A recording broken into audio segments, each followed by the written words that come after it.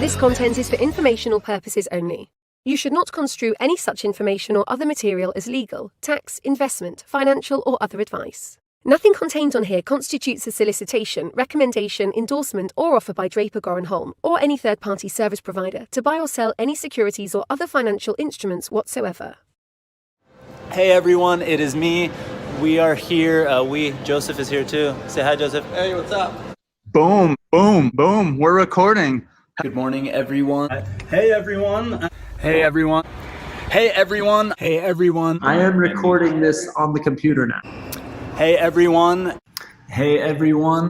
Hey, everyone. Hey everyone. Boom. All right. It says it's recording. Boom, boom, boom, boom, boom.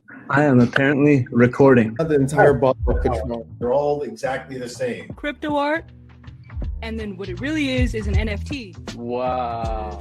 Eddie wants to slap the bag. So this is the next best thing. DeFi is going to be a bubble. It's provably scarce. With Mad Dog. Crypto, gold, and silver. Transparent substance. Take my money, start a war with it. Without further ado. Cheers to you, brother. Get shit done. Because the system has to collapse before that. My corona. Cheers. I feel much better now. Cheers. Wow, that was heavy.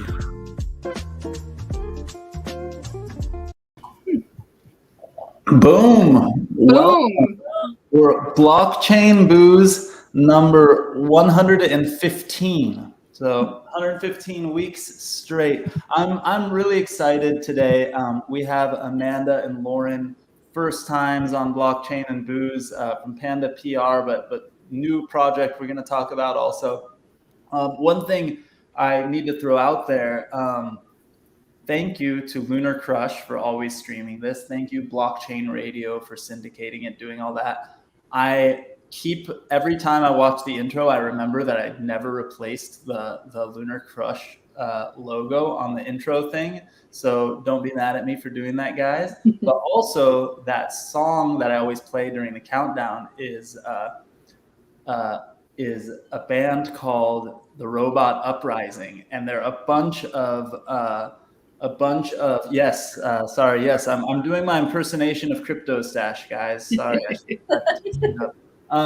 But that's a band called The Robot Uprising, which is led by a buddy of mine named Tony Cortez from this legendary punk band called Ill Repute. And the guitarist is from a band called The Weirdos. And if you guys don't know who they are, check them out. They have some new songs out, so maybe I'll make that the excuse to change the song up and fix the Lunar Crush logo. But thank you guys. If you're watching on one of the streams, go to meet.blockchainbooze.io and come hang out in the chat, talk trash about me, and ask questions in the QA from our amazing guests. Amanda, Lauren, welcome. I would love to start by asking you guys to give a brief intro and give your backgrounds. Maybe we'll start at the top. We'll go around. Amanda, you want to start first? Sure. So my name is Amanda Whitcroft, and thank you so much for having us. I am the founder and CEO of Panda PR and Marketing. Today I brought my classic margarita. And we represent in our PR firm heavy crypto and blockchain focus. We also have healthcare and tech clients. My background is mostly in the entertainment industry. I started in the mailroom at the talent agency, and I went on to work for the director, Luc Besson, for many years, worked in talent management, and wound up in PR, which was one big happy accident. And I built in hospitality, which, during the pandemic, I lost everyone very quickly. And so I pivoted, luckily, to Lauren, my VP's help, to the space. Very cool. Very cool. How long ago did you move into this space? It's been about two and a half years now. I was about to say almost 2 years now. Yeah. Time is just, I always say the weeks go by slowly, but the months are just, so I have no idea how long. We're in crypto land. Sometimes a week could last, 6 years. It just depends on the stress levels and the, That's right. And the amount of margaritas. So Oh, yeah, sorry. I actually do not come from a traditional kind of background. I was actually on the path to becoming a professional rock climber. I ran children's programs and did management and worked actually with pro athletes to do different, lots of different things like charity and kids program, like all sorts of different things. And, I pivoted into PR. It was a happy accident for me too, but I joined Amanda's team and, we built in hospitality. And once we pivoted, I saw an opportunity for me to use my knowledge of the space to pursue what I really love. I've been involved in crypto on and off for I started following it around 2014. I remember being in college and, hearing about Bitcoin and thinking, oh, that'd be really cool because I was majoring in political science and I was trying to stick it to the government and stuff. So I was really excited about Bitcoin, but I was a broke college kid and I kick myself when I think about it. I almost bought $1,000 worth of Bitcoin back. God, it was probably 2013 and didn't, but you can't do that. You can't do that. I remember, I remember talking about it really early. Even we did some testing, some mining stuff in 2013, but not really participating because I remember talking to people about it, saying it was going to change the world. It was going to change politics and the way people deal with their horrible governments in other countries. But our money is practically digital anyways. Like in my mind, it wasn't an investment yet. It was just this like a tool. And so I didn't buy any either. So, we can't do that. It's interesting you say that because one thing that interested me a lot about blockchain in the very beginning was its implications for healthcare. And that's when I started really getting into the nuts and bolts of how, blockchain could impact all of these different industries and just got really passionate about it. And Amanda and I are full steam ahead in the space now. I love it. That's really, really cool. Sorry, I'm trying to fend off the people making fun of me in the chat. But I think we got a lot of rock climbing fans, by the way, in there. Oh, that's awesome. Which is pretty awesome. So now you guys have sort of gone into the space full time, and you're running Panda PR. So can you tell me a little more about Panda PR? And I know we're going to jump into a new project as well, but tell me more about it, maybe some of the clients or what you focus on. Sure. So we have clients, in the healthcare space. Well, I won't talk about healthcare. We're in Web3, but we have clients like Wave Financial. We have clients like we've done campaigns for Huobi Global.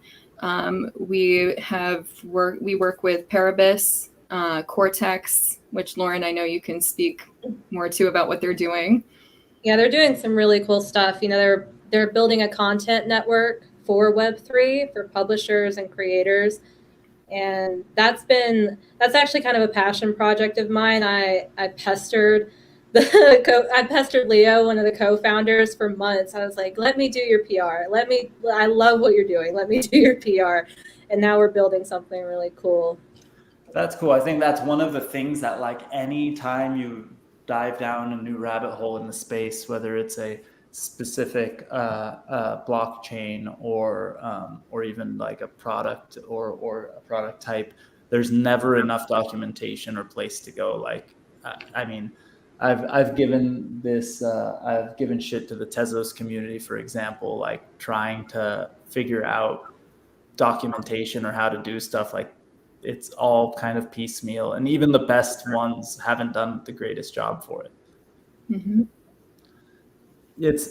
I mean, and especially when you start going into the consumer side of thing, like I'll message somebody and they're like, oh, just hop into the Slack and check out the GitHub. And I'm like, okay, dude, I'm technical enough to jump into the GitHub and play around with things, but I'm not like reading code, figuring it all out. I'm like, oh, just give me the code snippet. I'll figure it out. Like, that still takes, a week of Googling shit for me to figure it out. So I think the rest of us need some help on the documentation side. And that's, something that we try to work with, because, the developers, they know what they're building, but they're so abstract. Their heads are just so in the code, in the clouds, that they don't realize how their message is being being digested or not being digested at all because it's not accessible. It's not very user friendly. So coming in and being able to say, you know, I understand what you're doing, but these people don't. And, you know, there's so much going on that they're not going to dive deep into this stuff. And like you said, Google for a week, we got to make this make more sense. Yeah. And also finding the messaging and being that, you know, pioneer in a bear market, I think is the key to being invaluable to a lot of our clients. Yeah. So tell me about that. You know, how does this, you know, how has your life changed, you know, 2 months ago versus today, right? Like the bear market. I mean, I know I recognize that laugh. Right. We actually, you know, we don't see as many stupid projects come across our desk. That's a benefit for sure. Yes, we're not having as many useless meetings, you know, of people who don't even have a concept. They just know a guy who knows a guy that's a VC and they have money thrown at them. You know, we don't have that. And like with our clients, we love the bear market because we're around for the long term. We want to make projects that are going to be around for a long time. So that's it. Because sorry, Lauren, go ahead. Oh, no, I'm just saying we're not as fazed by it because we know our clients are going to be here for the next bull cycle. So we're just trying to help them build and use this time to cut. There's not as much noise right now, which is nice. Yeah. And I think a lot of times as a PR and marketing firm, you're approached by potential prospective clients. And a lot of them sometimes want to do kind of a one-off campaign with you. And some firms, you know, they take this on and they'll engage with you for, you know, one announcement, 2 announcements, and that's it because they just want the retainer or whatever it is. We rarely accept these deals because every client, and that's where we weren't so affected, is in it with us as a long-term partnership. And we make that very, very clear because the messaging alone, you know, regardless of the market and especially it being volatile, I mean, the financial markets as well act very similarly. You have to be in it with the person, with your vendor, as well as your internal people. And I think that's important. Yeah. So tell me more about that. So you guys wouldn't normally do some kind of one-off campaign or something. It's normally a long-term relationship, retainer kind of thing where you incrementally grow alongside the partner.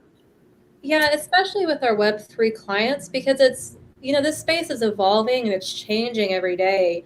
You know, if we do a one-off campaign, this project can look completely different 6 months from now. And if we believe in your project, we want to build alongside of you and help you develop it. Because with the clients we have, Amanda can attest to this, it's taken kind of months for us to hammer out the messaging. You know, when, like I was talking about Cortex earlier, it took us, what, Amanda, 3 or 4 months to finally one day we all woke up and we messaged each other. We were messaging each other the same things, like, this is it. And it was months of hard work. And it was very simple, but it takes time. Yeah. It's almost acting as an external CMO in many ways. And that's just when the market requires it, when you know, what you're seeing is a change with media securement. You know, a lot of times we're also asked, what can you guarantee in terms of placement in this many, which I cannot stand this question. It makes my back go up because we are not an advertising agency. I do not work on a you know, a placement, you know, a pay to play model. We work on earn it. Do you have a story? And we've turned down clients who do not have a story, who do not have something worthy of, or they're not at the right stage in building their company to engage a PR firm. And we have no problem turning those people away because I'm a firm believer in earned media. That is a thing. Even with the volatile market, if you have a story, it will be be secure. Yeah, that's something I learned actually. You know, I think a lot of people go into, especially maybe people who are a little more engineer brains or techies, go into working with a PR firm as like think of it as a tool, right? Like everything else you pay for or you use, it's like, you know, oh, I'm going to hire them. They're going to get me in the magazine or in the publication, and then I'm going to get a new customer. And it's like in their minds, like think of it like analytics, and it's really hard to to understand. And I remember having this, hiring the best PR firm I had ever hired before, and we really loved the team and everyone. But my partner and I having these talks of going like, okay, this is like 10 years ago, and it was a lot of money for us. We were spending, I don't remember, like $6,000 or $7,000 a month on this PR firm, and that was a lot for us back then. And we were talking about it, going like, what if we just spent that same amount of money on Google Ads? Would that get us, more customers? What would we do? And it was like this feeling we had. And then I remember talking to an investor like 6 months later, a year later, and he was talking about our company, and he said, when you were pitching to us and whatever, I remember Googling you guys and reading an article about you guys in the Wall Street Journal. And it was really impressive. You had a quote in there, and you said this thing that I forgot I said. And he was like, that was really, one of the important things for me when I was looking you guys up. And what was funny is we were using that article in the Wall Street Journal as a reason why PR kind of sucks internally. Because we literally on the same day we had something written about in the Wall Street Journal. Cheers to PR. Yay, we suck. But it wasn't true, right? I had this misconception, and the reason why I thought being in the Wall Street Journal sucked was because the same day we were in the Wall Street Journal with a link to our website, we were on SoCalTech.com with a link to our website, which is ran by a buddy of ours here in Southern California. It's a great blog where like all of the deals in Southern California tech get listed, right? Ben Kuo runs the site. He gets some major props. That same day we were on SoCal Tech, and on the Wall Street Journal, we looked at our analytics and we're like, SoCal Tech drove like 15x the engagement that the Wall Street Journal did. Nobody freaking reads the Wall Street Journal, at least the article about us. And so we're like, we kind of compared it, and we're like, we get no traffic from it. But on every deck we had from that point on, in all of our sales materials for our company, we had the Wall Street, as seen in the Wall Street Journal, that logo. And that was important, with a link to an actual article. It wasn't, made up. And it's very hard to value that, right? Like, it's easy to value, customer acquisition costs, 14 clicks gets me one customer, 14 clicks costs me $100, and a customer gives me a lifetime value of $150. I win. Right. Like, it's easy for that, right. the cost benefit, right? And then and I think there used to be value in that, but I think what you're making a great point of is that we've lost the value in that because of this new model that people are reliant on, whether it's Google Ads, whether it's pay to play, is that you're now losing that value if you associate to that low. People are like, oh yeah, okay. It's like an actor booking a Law and Order episode. It's like, okay, yeah, you're one of many now. So it's a matter of actually what you're saying, the value that you're providing, and that's also an added value of the bear market too. Yeah, I think there's also this, when a team is really, really small, or they have somebody on the team that is outspoken and writes a lot and blogs a lot and does these kind of things naturally or on their own, they feel like PR is just a free thing also. But as a company grows, there is a value of having experts on the team and somebody who keeps you on point, someone who keeps you on message and all that stuff. And that's also something that I'm saying out loud because I've had to learn that too. And I understand the value in things like that. I want to go back to something you said before, because this is like a really fun topic for me. And I think it's fun when people hear like the behind the scenes versions of this, because you just see the finished product. Like for us, you see our conference and you just see who gets there. But you mentioned that there's been times where you've had to say no to clients and things like that. Have you had any that are just like too scammy, too weird crypto that you just have to just say no to? Because I can tell you some stories from our conference, but I'm just wondering if there's any fun stories that stick out. You don't have to, don't give details because we don't have to talk about it. What do we say, Laura? Short answer, yes. What do we say? Yeah. We have seen some Ponzi-nomics. You know what? Ponzi-nomics is a good term, I think. I think Ponzi-nomics, not a good term, but a fun term. I've heard that term from people who are legit, that it's really, really funny. And but yeah, I will say with I can tell you don't want to necessarily say too much, but we've had, especially talk about bull market kind of things, right? In the past, we've done conferences right at the crazy 2017 wildness, right? And I remember, it's still being a struggle to run a small business, run a conference. The conference is not a wildly lucrative business, especially at the early days of crypto, and not the way that we do it, because we make it all about the community and make sure people can attend, and we don't try to squeeze every nickel and dime out of it, because that's not our full-time business.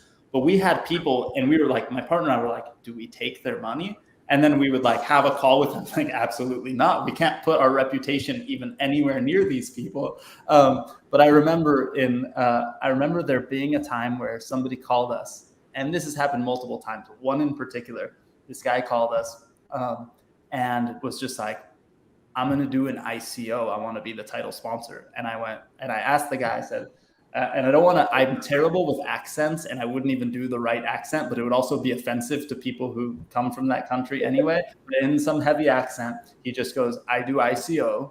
I want to be the title sponsor. And he like spoke in broken English. And I'm like, tell me what you do. Like, what does your company do? He's like, I do ICO. And I was like, but like, what does the company do?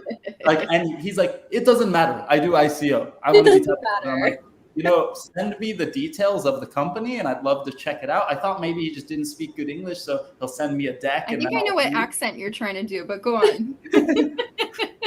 How dare you? But literally, I like did a few laps with him, and then I was like, I must just, lost in translation. Maybe I'm just overthinking it. And the guy wanted the most expensive sponsorship we have. Like, that basically would have paid for the conference. So I wanted to give him the benefit of the doubt. So I was like, send me the deck. He never sent me the deck. He sent me like an email saying like, basically, where's my invoice for the ICO title sponsorship? And I just kept going back and forth. And eventually I was like, I'm sorry, we're not interested in having you as a title sponsor unless you can share with me the details of the company. And he called me up, like cussed me out and hung up on me. It's so funny you say that, because so many people talk about all the scams in the 2020 bull market. And I want to ask them, were you around during the ICO boom? Because it was essentially the same thing, It was worse. But the thing is, it was highlighted by, like, there were friends of ours and people we know in the space that, like, it was really easy to, like, I'm going from the conference perspective at the moment. That's kind of when we really started full-time in crypto, was the between end of 2016, beginning 2017. We were full-time in crypto and rebranded our conference to Crypto Invest Summit. And I was seeing friends of ours getting paid in tokens, advising deals, or just planting a flag saying, we have a crypto conference, and then thousands of people showing up because it's a crypto conference in that moment in time. And so, a part of me was really jealous, like, why aren't I just taking everyone's money and making a bunch of money right now? But I think that the people who had a very long-term vision, the people from back then who are still around today, who have made it through all those things, have a reputation that's worth a lot more than what we could have made in that moment in time. It was hard to watch, right? Especially much money. There's so much money. Well, especially for those who were totally okay just dumping these tokens and doing whatever. And we weren't. Yes, thanks, Brian. I think it was a smart move long term too, but it's it's absolutely crazy. Juicy, what was Ryan. Yeah. So people are comparing the term Ponzi-nomics to Social Security in the United States. Oh, Lauren, you started a trend. I love that term. I think it's hilarious. And I would agree that, Social Security is the biggest Ponzi of all. But we won't get into that. Yeah. Here we go. I mean, I don't know why people are worried, right? Because at the end of the day, the people in charge can create money out of thin air. Oh, So yeah. like everyone's worried about, oh, Social Security is not going to last. They'll make sure it lasts. I mean, they can make sure everything else lasts, and they can create money out of thin air. We're going to be okay. Oh, Exactly. Crispin is right. They will simply print more money. Yeah. Just like those crypto those scammy crypto tokens that have the great Ponzi-nomics. Oh yeah, the no cap, the 12th fork of Ohm, you know, the really stellar, upstanding members of our industry and our peers. It really sucks because we're making jokes about it, and I think we can because this is a mostly safe space in our own, you know, crypto bubble with our own community. And Jim says he's going to burn some of that printed money. So it's the only way. Exactly. It's the only way. What's the burn address? But it's crazy though, because we say these things and we joke about these things, and then at the same time, there are legitimate U.S. people in Congress who are in charge of investor protections, who are totally think that they're heroes for the money they printed out of thin air over COVID time, which happened to go to all of the banks and institutions and not actually to any people who needed help. So, you know, and then they're heroes for that. They're heroes for protecting people from this crypto world. But there really is, you know, with all of the faults and all of these, you know, scams that we're talking about, you know, absolutely nothing in terms of statistically that the world should be worried about when it comes to crypto in comparison to everything else, right? There's absolutely not a higher level of scams here than in the traditional banking world. In fact, there's less. But we get to joke about it because it's partly like poking like a scab or a wound, right? Like we're simultaneously offended, but we can make fun of ourselves. But like, it's crazy. I mean, so okay. So I wanna use this as a segue. We shouldn't be diving here. What's up, Mike?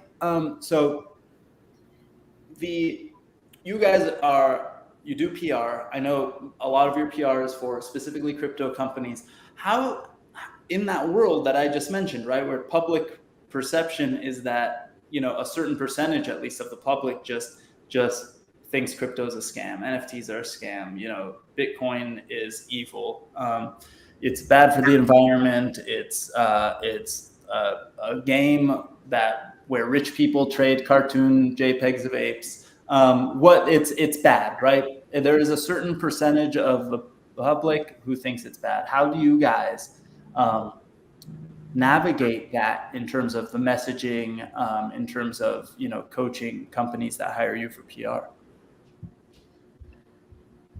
Ooh. Sorry to take it so serious after joking about Ponzi-nomics. No, so, you know, I like to remind people that, you know, these are investments. Like, you know, it's like you could say that lightly, but it's an investment, and you know, the way that we kind of handle that is by accepting that some people aren't going to get it right now, and you know, that's unfortunate, but they're the ones that are going to miss out on this bigger ecosystem.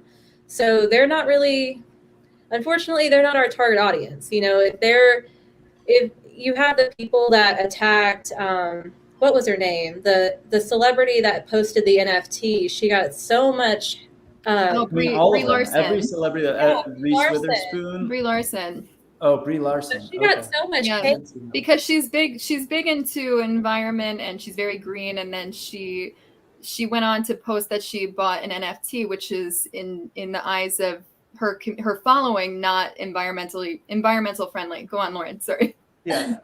But you know, at the same time, you have the elites who have private jets and private yachts. That's not good for the environment. They throw these I sound like I'm talking about the royalty back in the medieval ages, but they throw these lavish parties, you know, and all get together to do insider trading with dark money, you know, at these financial like the World Economic Foundation conference. Yeah.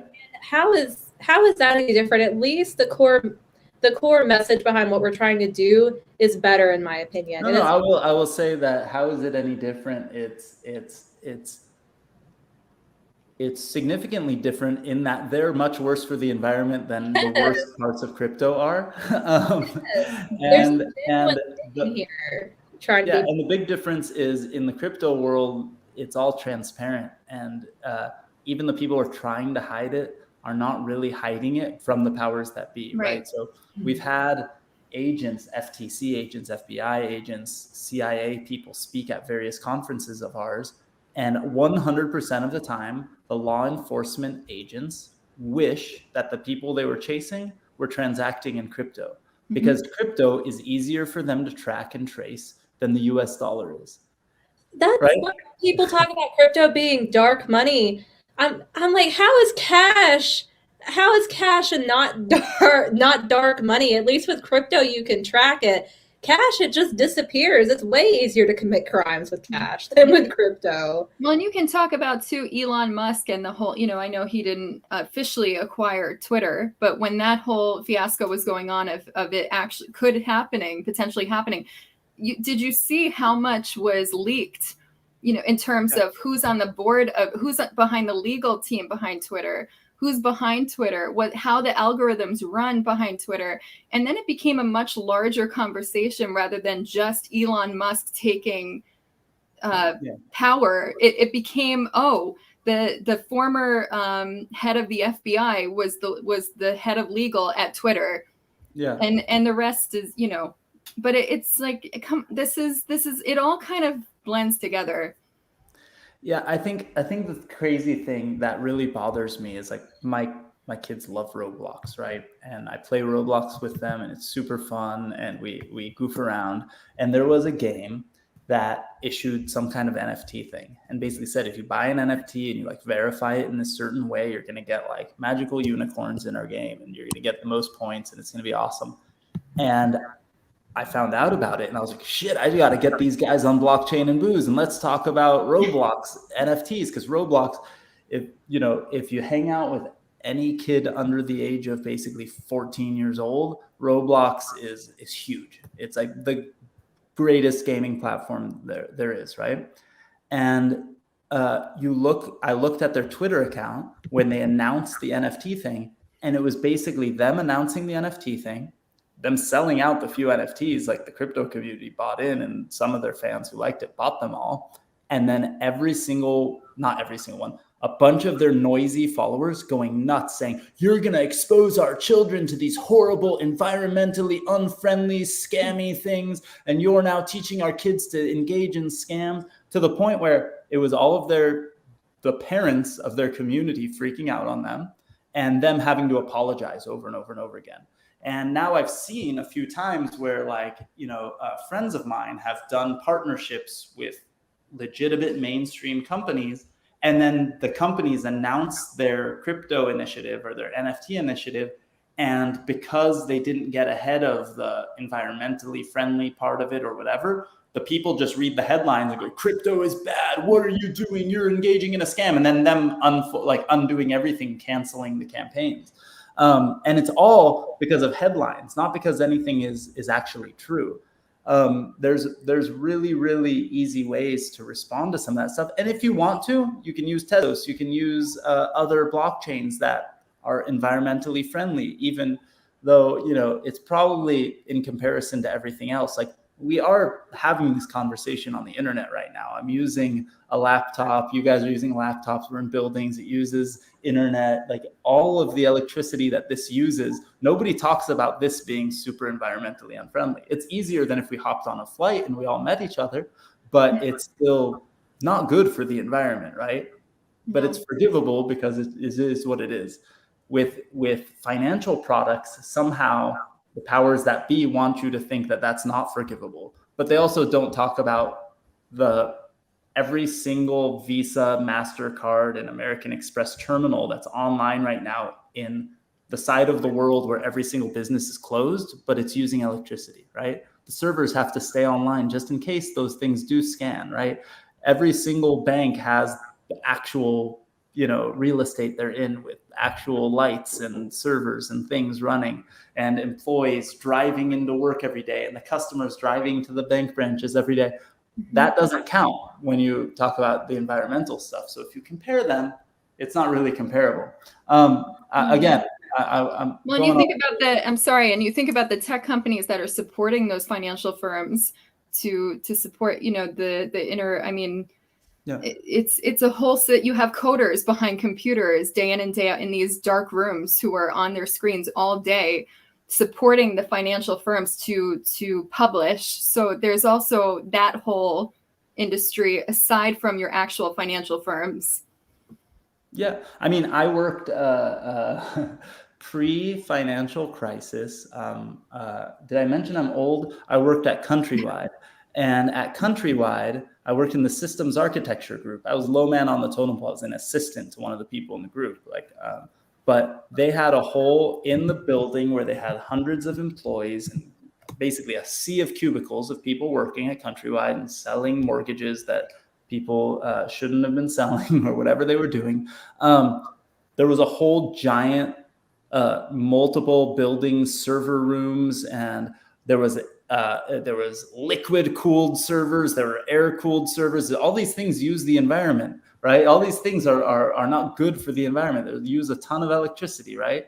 But compare that to then the world that came before that, with everyone was printing pieces of paper and sending paper in the mail from one loan officer to another, and doing things like that. So things incrementally change, right? And it's just silly. It's just silly to have this argument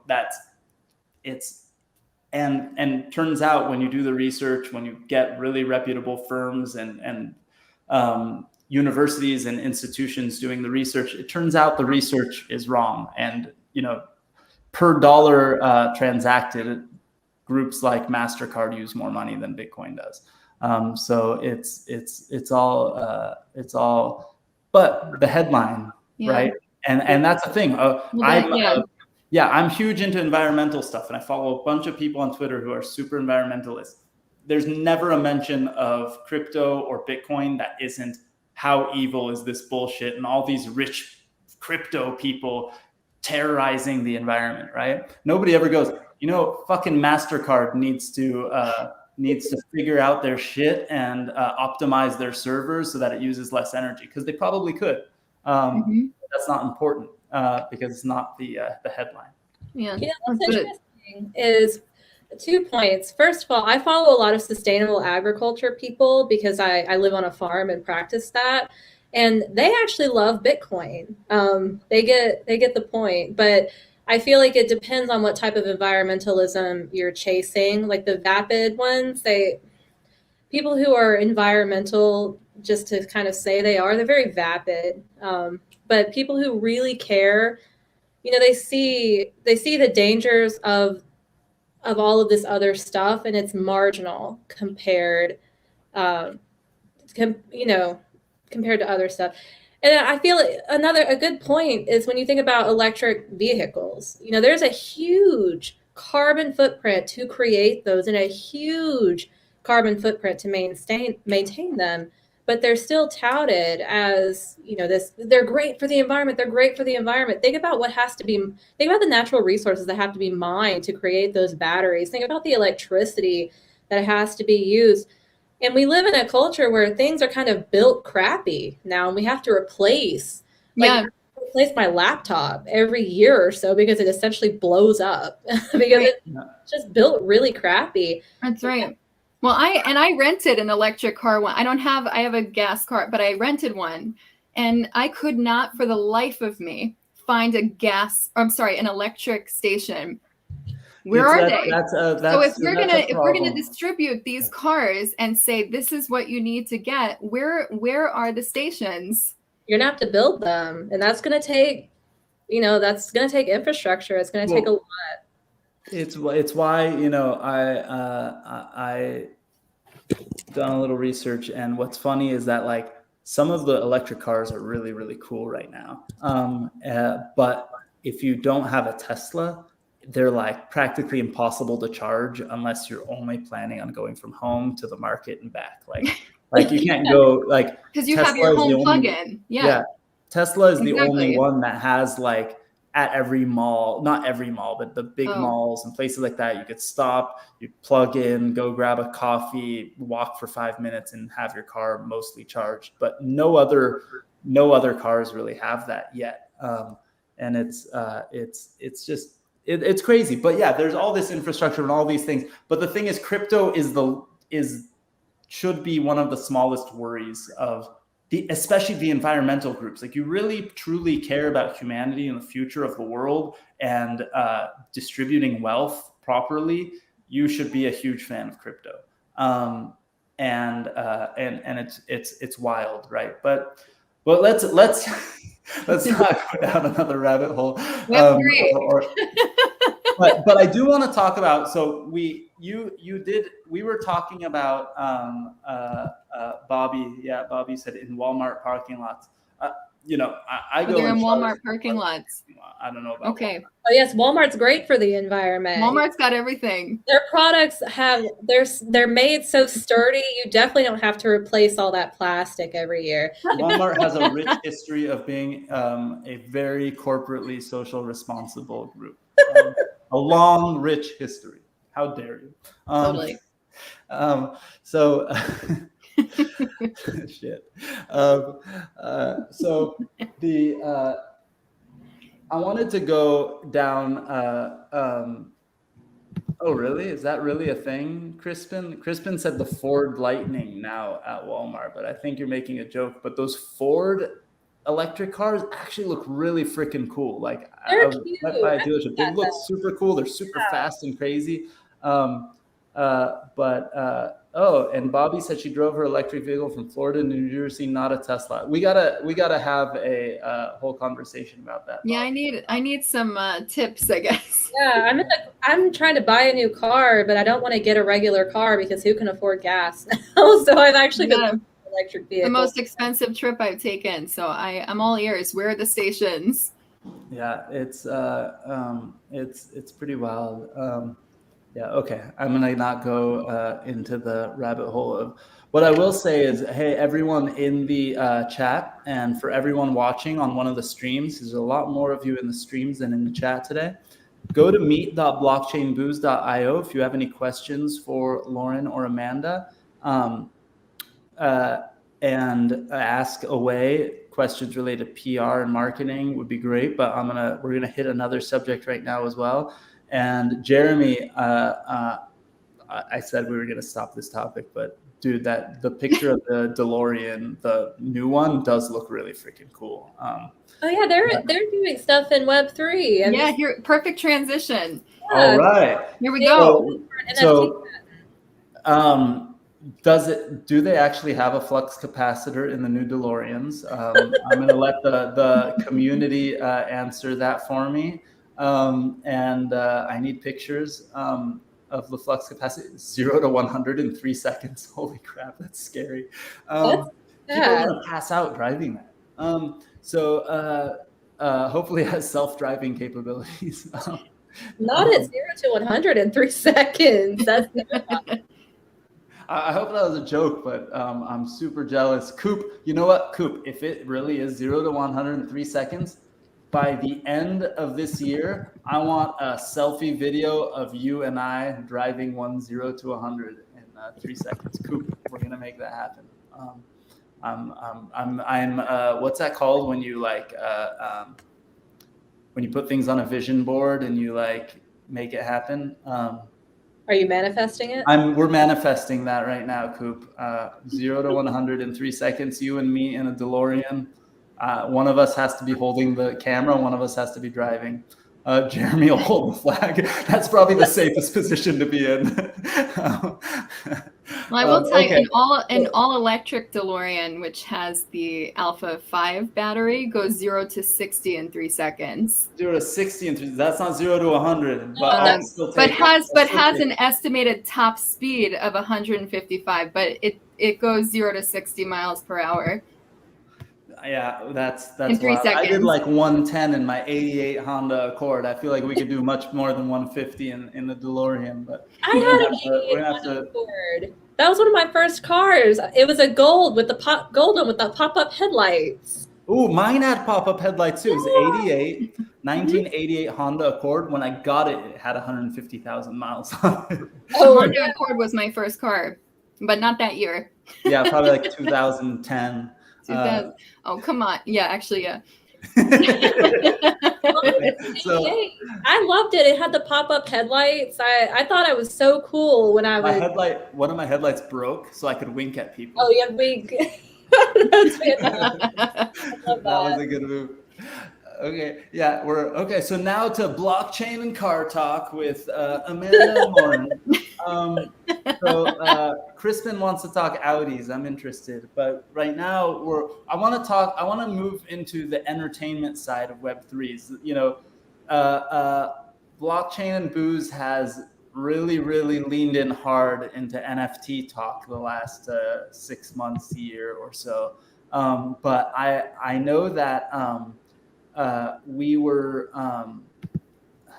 okay. I gotta stop looking at this chat. I know that we had an announcement, a sort of announcement to make, but also you guys want to talk a little bit about, you know, entertainment and people in the entertainment space potentially using Web3. And that's a topic we've been a little bit obsessed with on blockchain and booze. So do you guys want to say what your announcement is, or did I just step on something that we weren't supposed to say yet? No, let's announce it. So Lauren and I have co-founded a new company, which I can't name yet, but I can tell you, let's just call it Company almost X. named. Let's just call it Company X. Okay, go. We're focused on entertainment entities and moving their Web3 projects forward. So we're acting as the agency. This is completely separate from Panda PR. And we will be working with these different projects to help them create and then send off to developers to execute. So tell me more about what that means. So we're essentially like a Web3 production agency. You know, we're going to be meeting with these people, and they're going to tell us their goals in the space, and we are going to conceptualize these projects and bring all the pieces together and make it happen. Yeah. I like it. So really quickly before we move on, let me introduce you to my friend Punk Ape Strong here. He's ready to. He's camera ready. Yes, ready to talk. Looking for an agent, ready to go. But that's exciting. So essentially, doing the Web3 side of production, sort of kind of working with other agencies, working with people in the entertainment space, and managing the Web3 side. Yeah, being the vetting agent for the different vendors that they will need, and celebrities, as we know, they already have their respective teams of agents, managers, lawyers, publicists. But we are in the Web3 space, helping to vet the respective people that they need in order to deploy their NFTs or DAOs or whatever it may be. That's really cool. Okay. Just call. Oh, sorry. Looking at all the. So, have you guys? Do you have an example yet of something you guys have done yet in that field? What's the name of the new company? You didn't say the name. We can't announce the name yet. Company okay, X. when is the name being X. announced so that we can make sure to have you back, or at least announce it to the community here? So I'm drinking my margarita as if I need a Snickers moment. So when do you plan on making that announcement? Hopefully this summer. Oh, okay. Yeah, cool. So very soon, and we'll let you know.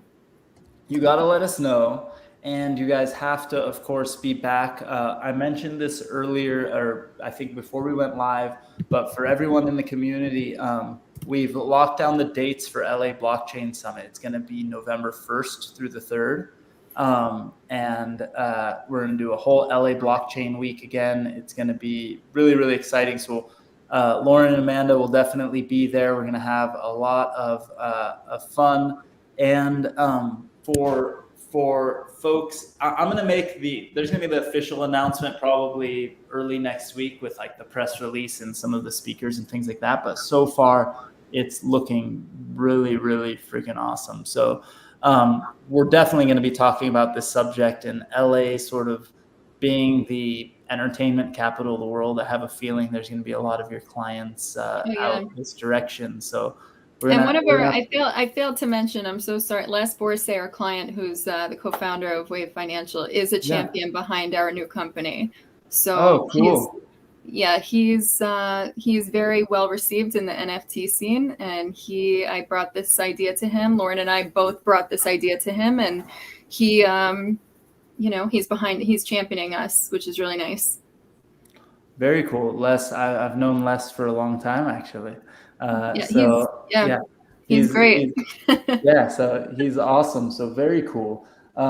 It's, I guess talking, we've got a few more minutes, and I'd love to hit sort of, some of this, the entertainment space, Web3 stuff. But, in your opinion, sort of what have been the best use cases of Web3 for folks in the entertainment space, for celebrities that have a big following, or, like we mentioned earlier, Brie Larson, who kind of got some crap from her community. But what are some of the better uses that celebrities have taken advantage of the space?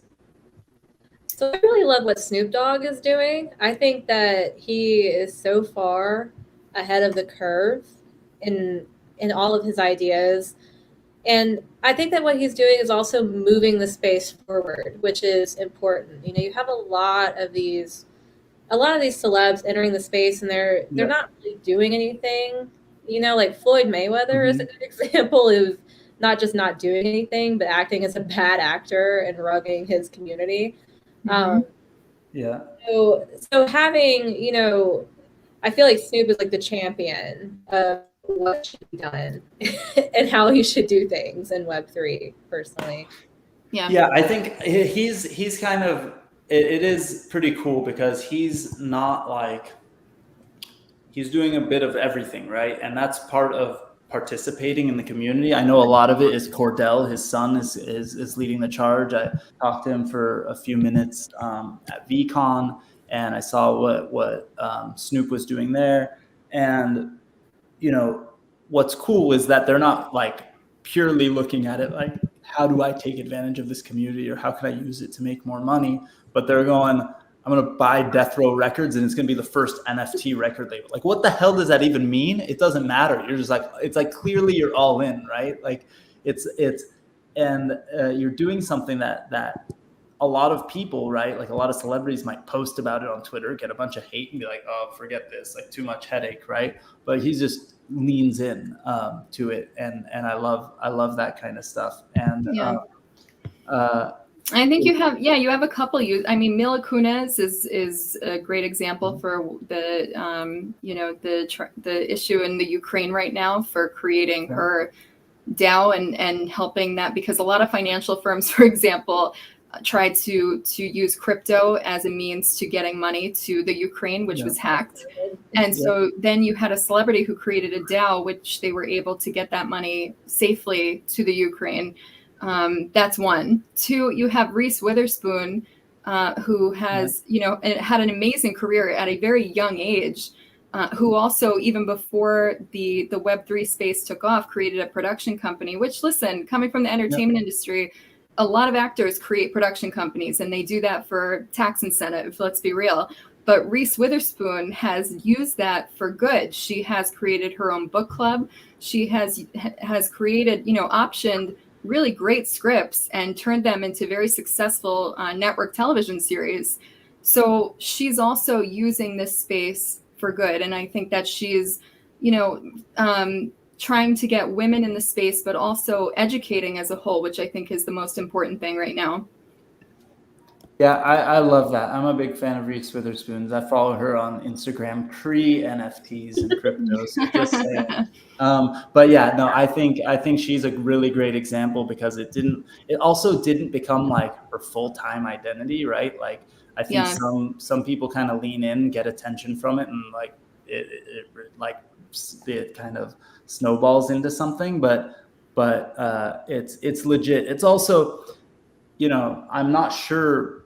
It would be fun to get an update on what she's doing in the space aside from, the World of Women stuff. Because I will say that when World of Women came out, my daughter and I bought more than I sat her down to buy because she peer pressured me into buying way more. I'm glad that I did.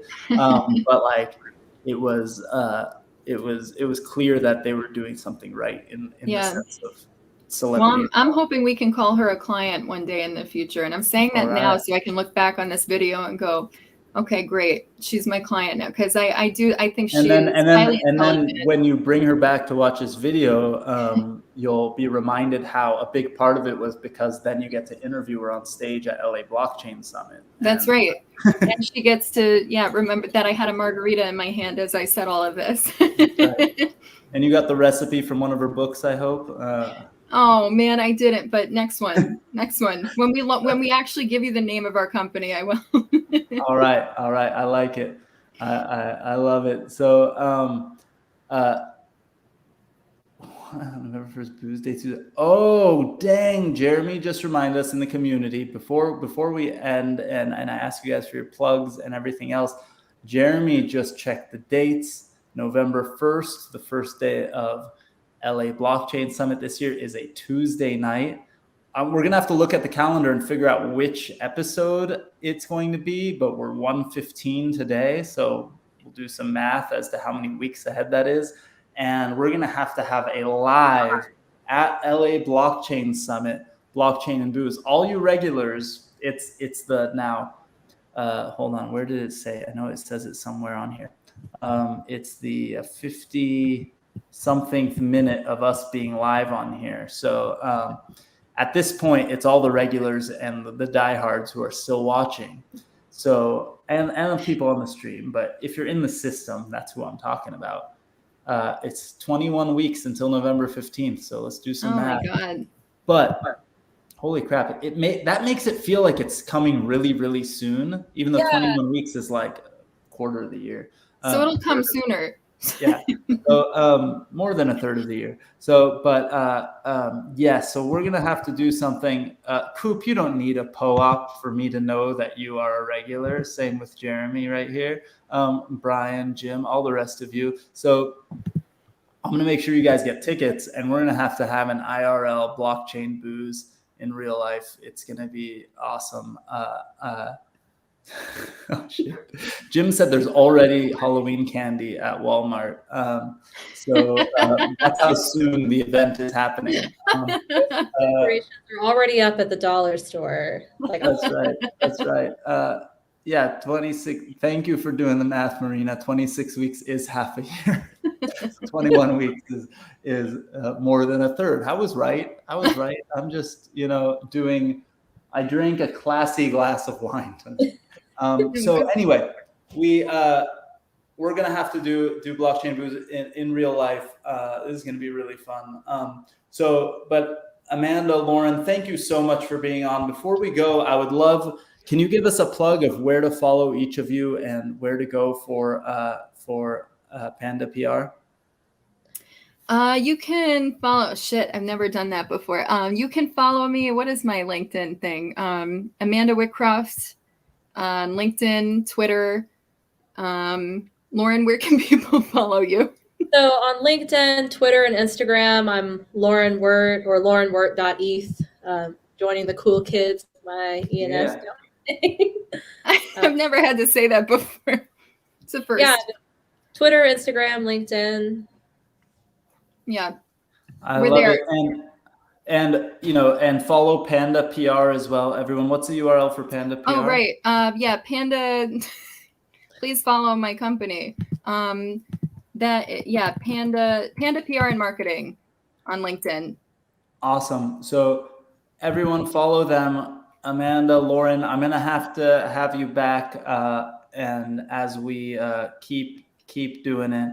I said love it, so everyone is drinking. That's the game they're playing. So I just said it again. Boom. That's right. There should be, if I say boom, it should mean finish the cup, right? I feel Right, like, I like there is that. like the different levels of drinking games. I'll play along. So I'm changing the game. Thank you guys so much for being on. It was great Thank you. to have you. We'll have you back again. Pandapr.co. Jim just shared it in the chat. Everyone, boom. Let's finish the cup. Boom. Have a great week. We'll see you next week. Thanks, everyone. Thank you, Alon. Thank you.